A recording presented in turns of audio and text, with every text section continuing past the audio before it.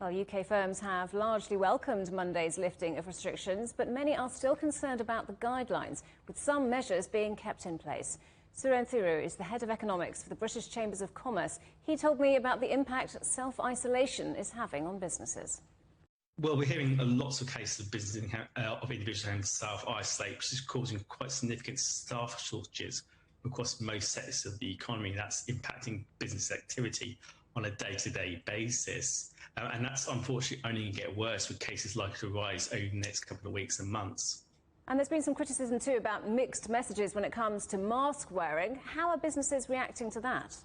Well, businesses want to do all they can to protect their staff and protect their customers.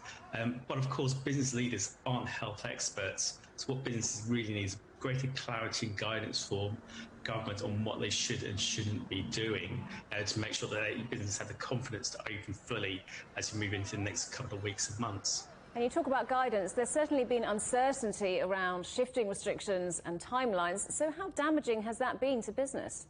Well, the stop-start approach that we've seen over the past year or so has impacted business confidence, has impacted business activity and cash flow as well, which has hurt businesses quite significantly, particularly at the smaller end.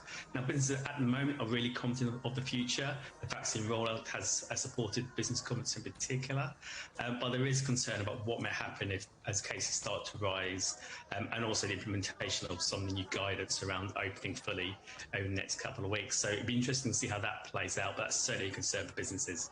There is obviously a balancing act to be done, though, between managing the needs of the economy and protecting public health. That's, of course, a critical balance. And for businesses in particular, what they tell me is that their priority is to keep their staff and customers safe. And this also applies to the wider economy as well, because if consumers are reluctant to interact and spend because they're concerned about rising cases or the lack of protection in place, that could have an impact on the wider economy as well.